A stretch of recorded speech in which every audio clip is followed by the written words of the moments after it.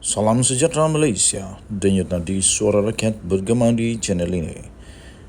Jangan lupa tekan butang subscribe, like dan share. Malaysia kita punya, cintai Malaysiaku, kita jaga kita.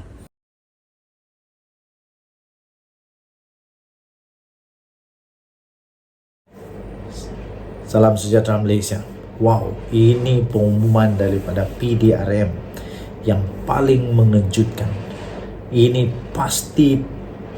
pasti betul-betul bagi saya ini dibuat oleh manusia yang betul-betul tak ada hati perut, betul-betul tak takut undang-undang, dan betul-betul bikin pening kepala.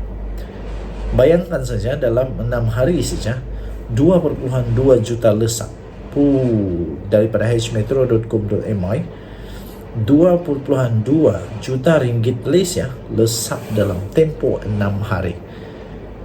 Dalam tempoh 6 hari sejumlah 2,2 juta ringgit Malaysia. Bukan satu jumlah yang kecil tau, banyak sungguh. Jumlah 2,2 juta ringgit Malaysia ini kerugian yang ditanggung oleh mangsa penipuan, pawn scam dan pelaburan yang tidak wujud. Pelik. Ketua Polis Johor, Datuk Kamarul Zaman Mamat berkata, bermula 17 Ogos yang lalu, 35 kertas siasatan dibuka, iaitu 22 bagi phone scam yang membabitkan kerugian sebanyak berapa? 1,438 juta ringgit Malaysia, dan bakinya berkenaan dengan pelaburan yang tidak wujud. Ini juga pening kepala juga. Ada ramai orang nak cepat kaya, sehingga benda yang too good to be true pun boleh percaya. Katanya kebanyakan mangsa phone scam mengalami kerugian di antara RM2,000 sehingga RM284,831 Malaysia. Mangsa pula berumur di antara 40 hingga 60 tahun daripada berbagai kategori pekerjaan. Katanya lagi, 3 mangsa daripada kes phone scam ini mencatat kerugian melebihi RM200,000 menerusi penyamaran suspek sebagai pihak polis dan pegawai bank, katanya dalam kenyataan hari ini. Patut banyak lagi lah pendidikan diberikan kepada rakyat berkenaan dengan pawn scam ini. Rakyat pun takut juga kalau tiba-tiba polis kononnya yang telefon, pegawai bank kononnya yang telefon. Jadi di sanalah mereka tidak berdaya kerana mungkin sudah panik dan takut. Tidak ada pendidikan tentang kesedaran tentang phone scam ini yang lebih terperinci, maka mereka pun terjebaklah. Menurut Kamarul Zaman lagi, bagi 13 kes pelaburan yang tidak wujud pula, kerugian yang direkodkan setiap mangsa di antara RM2,260 sehingga RM275,000 dengan nilai keseluruhan sebanyak RM808,000 Malaysia. Beliau berkata mangsa yang berusia 35 tahun hingga 80 tahun dengan 2 kes mengalami kerugian di antara lebih daripada RM200,000 selepas terpedaya dengan iklan di Facebook.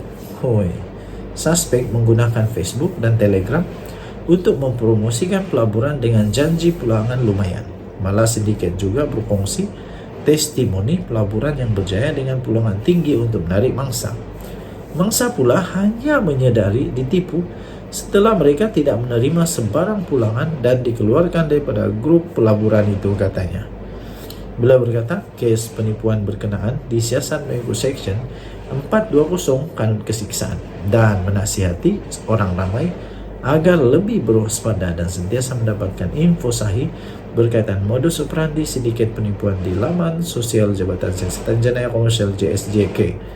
Katanya lagi, sekiranya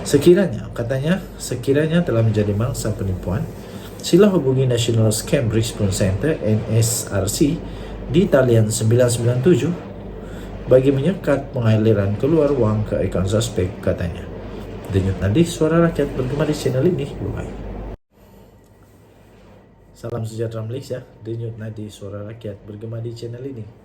SPRM akhirnya mengeluarkan kenyataan dan menafikan segala dakwaan, tomahan, tuduhan macam-macam lagi lah yang diterima oleh SPRM kerana buat kerja. Pelik juga, bila SPRM buat kerja, ramai sangat orang meroyan, ramai sangat orang yang tak puas hati lah, itulah, inilah, banyaklah dia punya tomahan, tuduhan, dakwaan. Hairan juga. Kalau SPRM tak buat kerja, baguskah? Baguskah? Saya rasa SPRM tu memang patut buat kerja. Bukan tak boleh tak buat kerja, bukan tak buat kerja yang bagus. Tak buat kerja itu tak bagus. Itu dosa. Diberi amanah, makan gaji tapi tak buat kerja. Tapi ramai orang meroyan tiba-tiba bila SPRM buat kerja yang betul. Pelik bin ajaib. SPRM akhirnya menafikan telah keluarkan kenyataan siasat KPPA. Suruhanjaya Pencegahan Rasuah Malaysia menafikan pihaknya mengeluarkan kenyataan media kononnya sedang menyiasat Ketua Pengarah Perkhidmatan Awam KPPA iaitu Datuk Dr. Zulkifli Mohamad berhubung isu rasuah. Ini pun pelik. SPRM tak sebut apa-apa pun tiba-tiba ada. Dari mana dapat berita tu? Ini dah kabar berita tak betul. Ini dah kira fitnah ke apa, tak tahulah. Menurut SPRM, kenyataan yang tular dalam media sosial itu adalah palsu dan bertujuan untuk mengelirukan orang ramai. Apa tujuan untuk mengelirukan orang ramai dengan berita ni? Pelik sungguh. SPRM menafikan ada mengeluarkan kenyataan media berhubung siasatan rasuah. Kononnya membabitkan Ketua Pengarah Perkhidmatan Awam bertarikh 23 Ogos 2023 seperti yang telah ditularkan menerusi media sosial. Katanya lagi, tindakan mengeluarkan kenyataan itu ternyata berniat jahat serta untuk mengelirukan orang ramai. Katanya dalam satu kenyataan hari ini. Sehubungan daripada itu, SPRM meminta supaya orang ramai tidak menyebarkan atau berkongsi sebarang maklumat yang tidak pasti atau palsu. Semalam, kenyataan palsu itu tular dalam media sosial. Kononnya, SPRM menyiasat Zulkifli ketika beliau berkhidmat sebagai Ketua Pegawai Eksekutif di Perbadanan Sisa Pepejal dan Pembersihan Awam. Berhubung projek pembelian bernilai RM300,000 membabitkan perbadanan berkenaan. Ini adalah kali ketiga dakwaan palsu membabitkan nama Zulkifli dengan siasatan salah guna kuasa dan rasuah. Tak serik-serik. Tak serik-serik. Kali pertama adalah pada 6 April yang lalu, di mana Jabatan Perdana Menteri menafikan Ketua Setiausaha Negara Tan Sri Muhammad Zuki Ali Zulkifli dan Zulkifli disiasat SPRM berhubung kes salah guna kuasa. Itu pertama. Kononnya itu susulan daripada susulan kenyataan palsu kononnya dikeluarkan oleh pejabat Perdana Menteri bahawa Muhammad Zuki dan Zulkifli sedang disiasat Suruhanjaya itu. Kali kedua pula ialah pada 26 Julai yang lalu apabila Jabatan Perdana Menteri juga menafikan dakwaan kononnya Perdana Menteri Datuk Seri Anwar Ibrahim ada mengeluarkan kenyataan bahawa Zulkifli sedang disiasat. Tak puas-puas. Sudah dinafikan, keluar lagi berita baru. Kenapa? Tak ada berita lain ya? Tak ada yang benda yang betul perlu ditular. Kenapa nak suka sangat kumpul dosa memfitnah ni? Pelik bin ajaib. Kita jumpa lagi. Bye-bye.